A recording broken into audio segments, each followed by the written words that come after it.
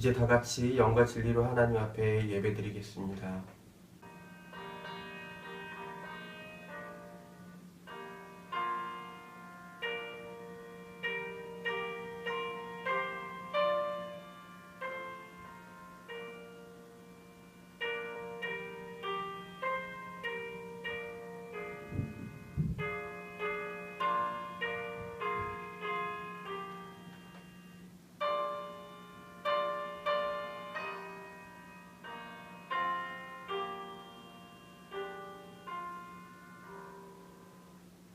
주님의 한결같은 사랑은 하늘에 가득 차 있고 주님의 미쁘심은 궁창에 사무쳐 있습니다. 사람들이 주님의 날개 그늘 아래로 피하여 숨습니다. 주님이 그들에게 주님의 시내에서 단물을 마시게 합니다. 생명의 색이 주님께 있습니다. 우리는 주님의 빛을 받아 환히 열린 미래를 봅니다. 아멘. 찬송과 영광과 지혜와 감사와 존귀와 권능과 힘이 우리 하나님께 영원 무궁하도록 있습니다. 아멘. 모두 주님께 경배 찬송 드리겠습니다. 눈을 들어 주를 보라. 주의 영광을 보라. 눈을 들어 주를 보라. 주의 영광을 보라.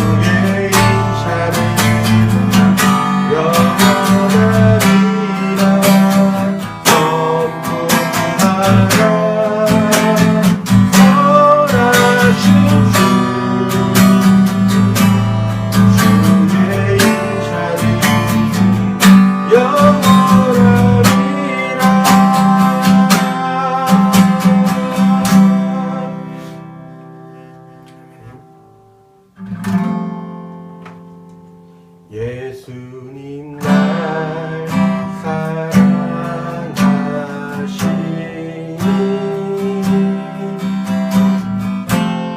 난 정말 기뻐요. 마음 가득 참 평안을 채워주시고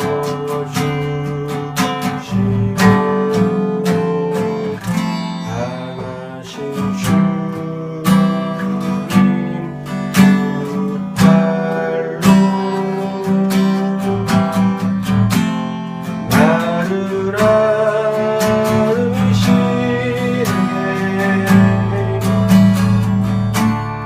언제나 어디서나 날 지켜주시네.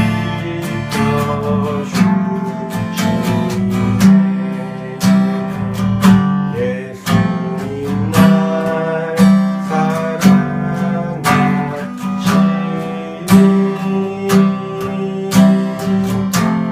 난 정말 기뻐요. 마음 가득 참 평안을 지켜주시고 강하신 주님 두 팔로 나를 안으시네. 언제나 어디서나 날 지켜주시네.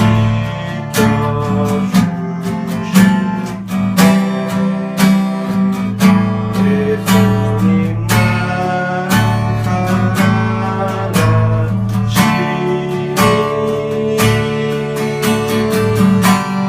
난 정말 기뻐요. 마음 가득 참 평안을 채워주시고 강하신 주님 두 팔로 나를 안으시네. 언제나 어디서나 날 지켜주시네.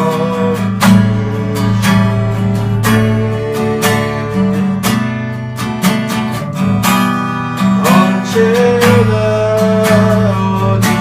어디서나 날 지켜주시네.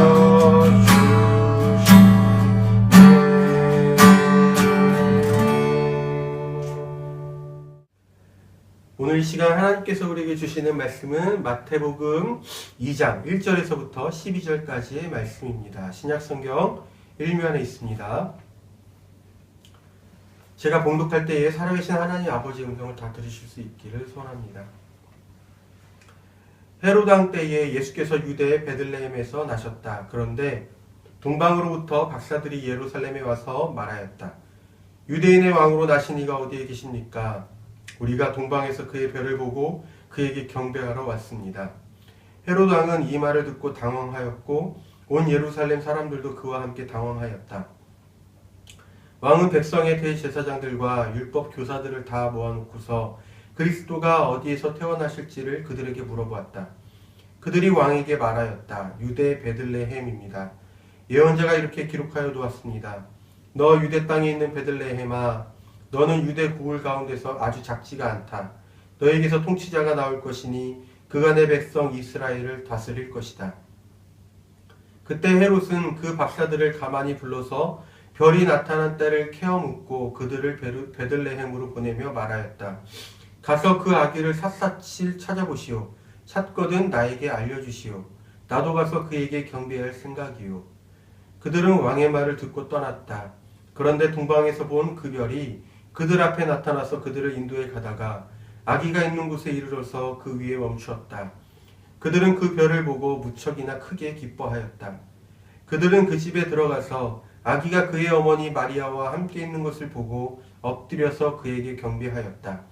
그리고 그들의 보물 상자를 열어서 아기에게 황금과 유향과 몰약을 예물로 드렸다. 그리고 그들은 꿈에 헤롯에게 돌아가지 말라는 지시를 받아 다른 길로 자기 나라에 돌아갔다. 아멘. 하나님께서 이 말씀을 통하여 우리에게 은혜 주시기를 원합니다. 끊임없이 반복하는 질문. 예수는 당신의 왕이십니까? 라는 제목으로 오늘 주신 말씀을 통해서 은혜를 누리고 싶습니다. 오늘 말씀은 우리에게 성탄절을 맞이하여 재현하는 아동극이나 인형극으로 익숙한 내용을 담고 있어요. 베들레헴의 어느 작은 마구간에서 예수님이 태어나십니다. 그리고 예수님이 태어나신 그 집의 밤하늘에는 커다란 별이 있죠. 그리고 그분께 경배하러 동방에서부터 온 이 3명의 박사들이 있고 그들이 가져온 이 선물을 아기 예수님에게 드리면 성탄 캐럴이 울리면서 아동극의 막이 내립니다. 본문 말씀은 이렇게 아름답고 따뜻한 이 아동극으로 연출되는 것으로 그 인물을 다한 것으로 우리에게 경험되어 왔어요. 하지만 오늘은 이 본문 말씀이 아동극으로 연출되는 그 무대에서 좀 벗어나 보려고 하고요. 대신 이 본문 말씀 자체에 조금 더 한 걸음 깊이 들어가 보고자 합니다. 이렇게 시작하지요. 예수께서 태어나신 곳은 유대 지역의 베들레헴이라는 동네였고 이 당시는 헤롯 왕이 유대를 통치하고 있던 때였다라는 것입니다. 이 베들레헴이라는 지명은 유대뿐만이 아니라 스불론이라는 지역에도 있었어요. 그렇기 때문에 이 앞에 유대라는 지역을 붙여야만 정확한 이 지명을 말해주는 것입니다. 그래서 유대 베들레헴이라고 나오는 것이죠.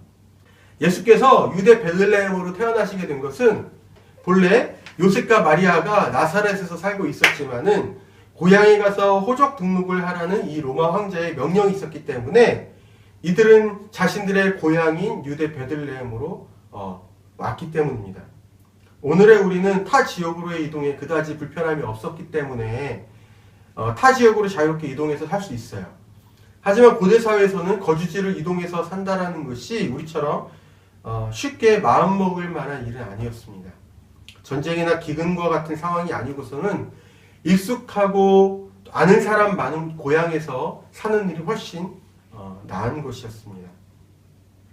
이 사람들이 고향을 떠나서 타지인 나사렛으로 고된 노동을 하면서 살았다는 것을 우리가 보면 로마 식민지 하에서 피지배민으로 살아가는 것, 특히 가난과 과중한 세금을 피해서 살 수밖에 없었을 당시 민중들의 삶을 우리가 생각하지 않을래야 않을 수가 없어요.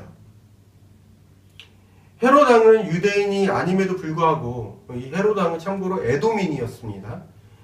이 사람은 유대인이 아닌데도 유대인의 왕으로서 유대를 다스리고 있었어요. 그에 관한 이 역사가의 기록들을 보면 이 사람은 권력의 흐름을 파악하는 데 아주 대단한 능력을 가진 사람 같습니다. 로마 권력의 이 승계자가 바뀔 때마다 헤롯은 능숙하게 자신의 충성의 대상을 바꾸면서 엄청난 뇌물을 바쳤다고 해요. 그러다가 로마는 유대에 대한 지배권을 강화하고 이 동쪽의 파르티아라는 나라를 견제하기 위해서 이 헤롯을 유대인의 왕으로 삼게 됩니다. 그래서 헤롯은 주전 40년에 유대의 왕이 되었죠. 헤롯의 통치에 대한 유대인들의 반발심은 적지 않았습니다. 그가 대규모의 건축 사업을 벌이고 자신의 왕위를 보존해주는 이 로마 황제와 또 외국의 도시들, 제국의 이름난 사람들에게 엄청난 뇌물을 주면서 이거에 따른 과도한 지출을 유대의 민중들이 떠맡게 되었기 때문에 그래요. 본래 감당해야 했던 세금에다가 조공의 몫까지 더 떠안게 되었다는 것이죠.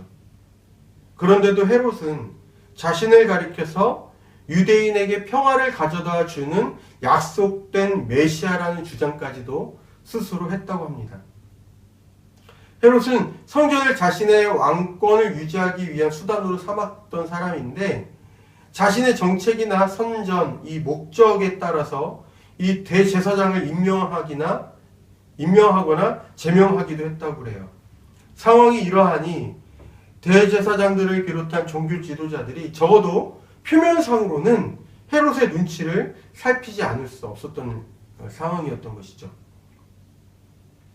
예수님의 탄생을 보기 위해서 동방으로부터 박사들이 찾아옵니다.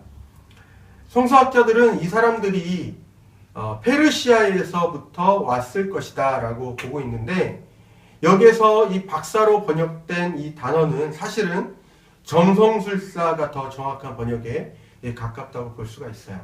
점성술사. 고대 사람들은 땅의 일과 하늘의 일이 서로 연결되어 있다라고 믿었습니다. 땅에 어떠한 큰일이 발생할 일을 하늘이 먼저 보여준다거나 아니면 별의 움직임이 땅에 일어날 징조가 된다고 믿었던 것이죠. 그래서 동방에서 점성술사들은 왕에게 땅의 일을 예측하여 보고할 수 있는 높은 지위에 있었습니다. 이 사람들이 별의 움직임을 관측하다가 어느 날 어떤 별의 수상한 움직임을 보았던 것이고 그 별이 왕의 탄생을 알리는 별이라고 이 사람들은 믿었던 것이고 그래서 그 별을 좇아서 이 외국 땅인 유대까지 이들은 왔던 것이죠.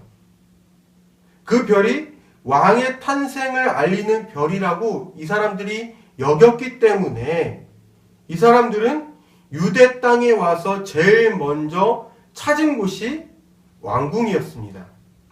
왕이 될 사람은 왕에게서 태어날 아들이어야 했었기 때문이죠. 그래서 이 사람들이 헤롯 왕을 찾았고 헤롯 왕에게 물었던 것이죠. 유대인의 왕으로 나신 이가 어디 계십니까? 당연히 헤롯은 이 말에 당황할 수밖에 없었습니다. 그 시각 그에게서 태어난 그의 대를 이을 왕자는 없었기 때문이죠. 그래서 성서를 잘 아는 대제사장들과 율법 교사들을 이 헤롯 왕이 부릅니다. 이것만 봐도 당시의 종교 지도자들이 헤롯의 밑에 있었다라는 것을 우리가 사실 짐작할 수 있죠. 그런데 이 종교 지도자들에게 묻는 헤롯의 질문이 재밌어요. 본문 말씀 4절을 보면 그가 이렇게 묻는 것 같습니다. 그리스도가 어디에서 태어나신다고 예언되어 있느냐? 이 질문을 보면 헤롯도 자기가 다스리는 시대에 어쩌면 유대인에게 예언된 그리스도가 태어날지도 모른다고 생각했던 것처럼 보여요. 그리스도가 어디에서 태어나신다고 예언되어 있느냐? 그리고 헤롯의 질문에 대제사장들과 율법교사들이 성서에 예언된 내용으로 대답합니다. 이 장면이 우리에게 알려주는 것은 이것입니다. 동방에서 온 점성술사들이 왕의 탄생을 믿었다라는 것이고 이들의 말을 들은 헤롯이나 헤롯에게 예언에 대해서 알려준 종교 지도자들이나 이들 모두가 메시아의 탄생을 알았다라는 거예요. 하지만 우리는 헤롯에게 예언을 알려준 이 종교 지도자들이 메시아로 오신 예수님을 그 누구보다도 앞장서서 배척한 사람들이었음을 우리는 이미 알고 있습니다. 메시아의 탄생에 관한 종교 지도자들의 이 지식이 메시아를 영접하는 믿음으로까지 나아가지 못했기 때문인 것인지 아니면 예수께서 메시아일지도 모른다라는 생각을 이들이 가졌어도 이들이 가진 그 기득권을 포기하지 못했기 때문인지는 아직 우리가 잘 알지는 못해요. 다만 앞서 언급했던 것처럼 당시 종교 지도자들은 헤롯의 눈치를 살필 수밖에 없는 사람이었다라는 것, 그리고 이 사람들은 그런 식으로 자신들의 기득권을 지켜왔다라는 것을 우리는 알고 있죠. 메시아에 관한 예언을 듣고 헤롯이 동방에서 온 점성술사들에게 이렇게 말합니다. 가서 그 아기를 샅샅이 찾아보시오. 찾거든 나에게 알려주시오. 나도 가서 그에게 경배할 생각이오. 왕으로 태어난 아기를 찾으라고, 그리고 그에게 자기도 경배해야 하니 자기에게도 알려달라는 이 헤롯의 말에서 우리는 진정성을 구분할 필요가 있어요. 왜냐하면 이 사람이 가진 권력욕을 우리가 알고 있기 때문입니다. 유대인의 왕으로서 그가 누리고 있는 것과 유대인의 왕이 되기까지 그가 쏟았던 이 노력들을 우리가 고려하면 헤롯이 유대인의 왕의 자리가 자기의 아들이 아니라 다른 사람에게 돌아간다는 것을 쉽게 인정할 것 같지 않습니다. 오늘 우리가 읽지는 않았지만 헤롯이 예수께서 태어나신 때로부터 계산해서 2살 아래의 모든 사내의 아이를 베들레헴뿐만이 아니라 인근의 모든 지역까지 모조리 학살했다라는 16절의 내용을 보면 나도 그에게 가서 경배할 생각이다 라는 이 8절의 헤롯의 말은 구매복권, 그러니까 입에는 꿀을 바르고 있지만 속에는 칼을 품고 있는 말과 다르지 않다는 것이죠.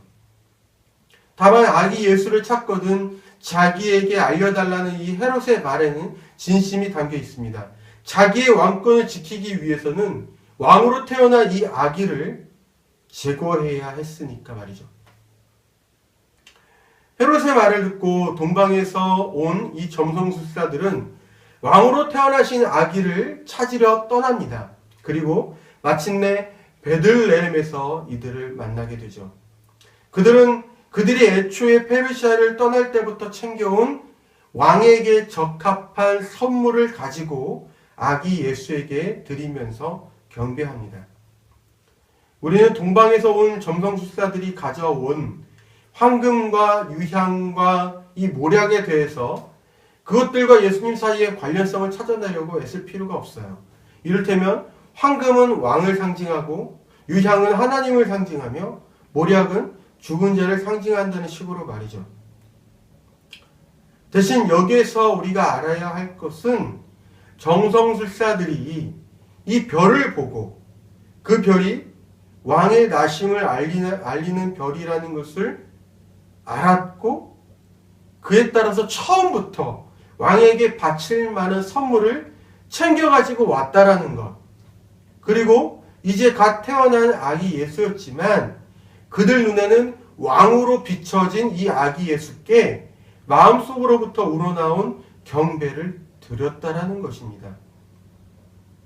본문의 마지막 절은 동방에서 온 점성술사들이 아기 예수님을 만난 이후에 헤롯에게로 가서 아기 예수의 위치를 알려주지 않고 자기 나라로 돌아갔음을, 그리고 그 일에 하나님께서 꿈을 통해 개입하셨음을 알려주고 있습니다. 이집트 치하에서 종살이를 하던 이스라엘을 구원할 구원자로서 모세를 택하셨기에 아기 모세에게 구원받을 길을 열어주셨던 것처럼 온 세상의 구주로 예수께서 나타나셨기 때문에 아기 예수님께서 구원받으실 길을 열어주실 것처럼 보입니다. 다음 9절부터 아기 예수를 죽이려는 헤롯의 계획이 드러나고 있으니까 말이죠. 다소 익숙한 그림이 우리들 머릿속에 그려지는 본문 말씀이에요. 하지만 이 짧은 이야기 안에서 극명한 대조가 나타납니다. 동방에서 온 점성술사들과 그날 헤롯에게 메시아 예언을 알려주던 대제사장들과 율법 교사들 사이에서 말입니다. 동방에서 온 점성술사들은 유대인이 아닌 외국인이지만 대제사장들과 율법 교사들은 유대인입니다. 외국인과 유대인. 외국인인 점성술사들은 아기 예수님을 유대인의 왕으로 믿었지만 정작 대제사장들과 율법 교사들은 유대인이면서 아기 예수님을 유대인의 왕으로 받아들이지 않았다는 거예요. 아이러니죠.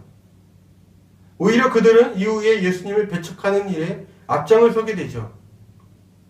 그리고 동방에서 온 점성술사들은 아기 예수님을 유대인의 왕으로 경배하였지만 헤롯은 아기 예수님을 살해하기 위해 오히려 혈안이었습니다.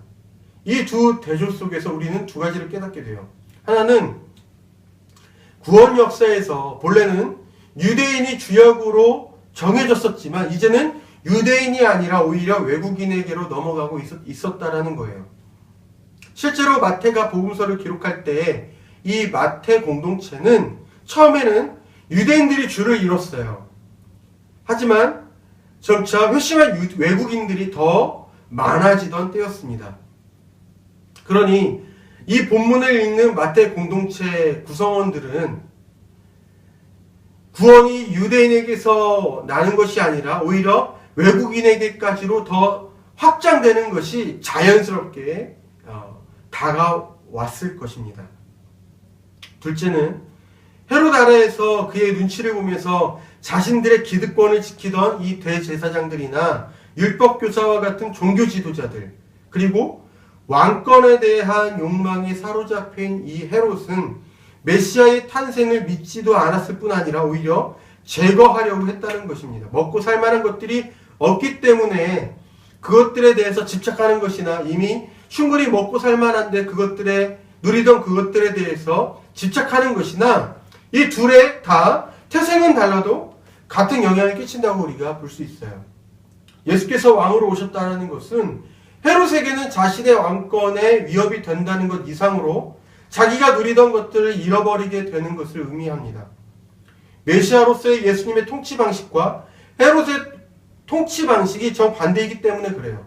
그리고 우리는 알고 있습니다. 예수께서 율법을 재해석하실 때 자신들의 종교 기득권의 위협을 느낀 종교 지도자들이 예수님을 향해서 꾸몄던 음모들을 말이죠.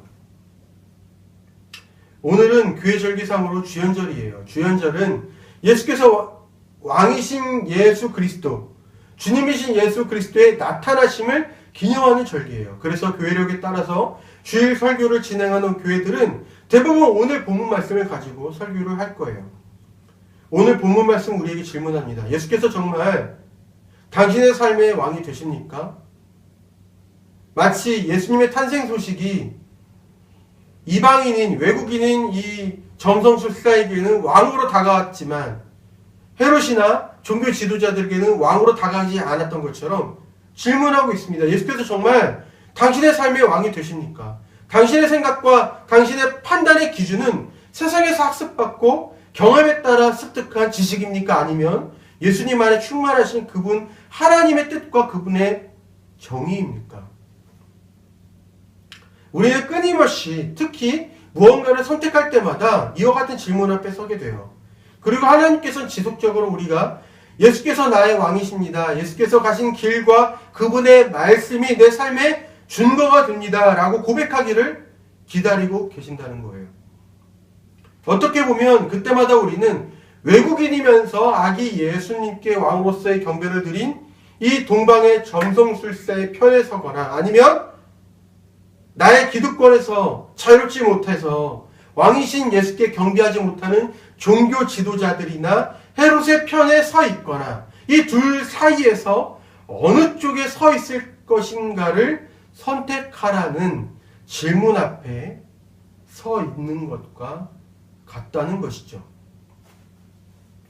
사랑하는 우리는 교회 성도 여러분, 이제 막 2019년 한 해가 시작하고 우리는 첫 주일을 예수께서 왕이시며 주님이심을 기념하는 절기로 시작하고 있어요. 저와 여러분이 작게는 오늘을, 조금 길게는 한 주를, 조금 더 멀리 보면 올 한 해를 예수님을 나의 구주, 나의 왕으로 고백하는 그 삶으로 채워나갈 수 있기를 주님 앞에 빕니다.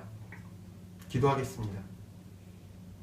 하나님 아버지, 비록 저희가 헤롯만큼은 아니더라도 종교 지도자들처럼 누군가의 눈치를 보면서 먹고 살 궁리를 하는 사람일지라도, 아니 먹고 사는 일이 저희의 전부처럼 여겨질 만큼 삶이 고단하고 팍팍할지라도 그 가운데서 예수께서 저희의 왕이시며 주님이심을 고백할 줄 아는 꼿꼿한 믿음의 사람이고 싶습니다.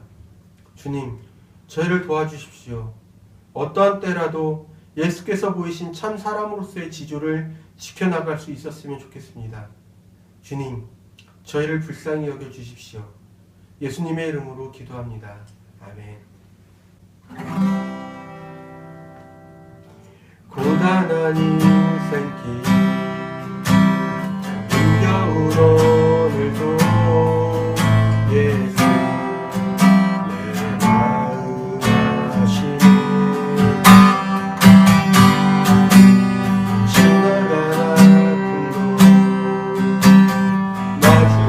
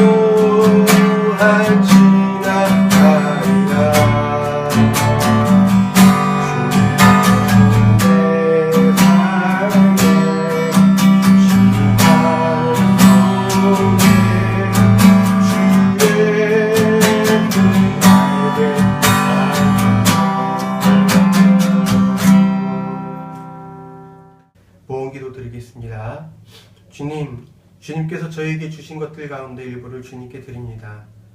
땅을 바라보며 땅에 매인 사람으로 살지 않게 하시고 늘 하늘을 바라보며 하나님의 사람으로 살아가게 하여 주십시오.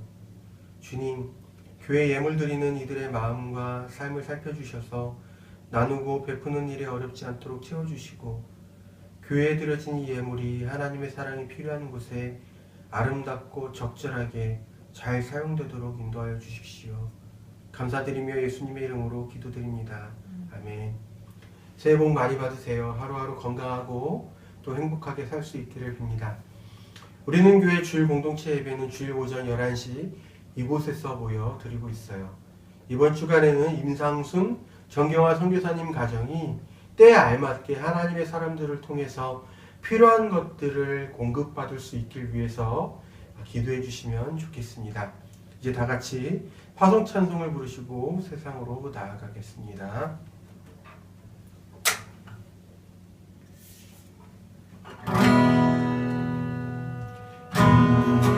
곳에 생명샘 솟아나 물들 혼자 지나갈 때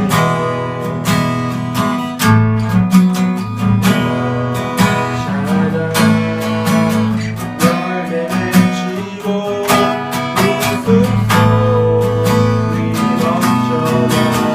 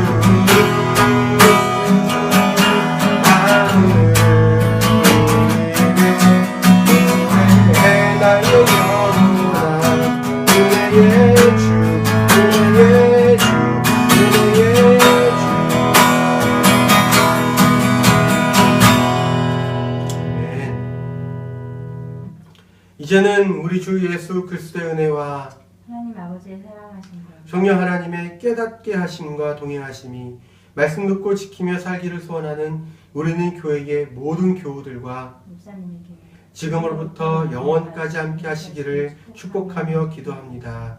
아멘.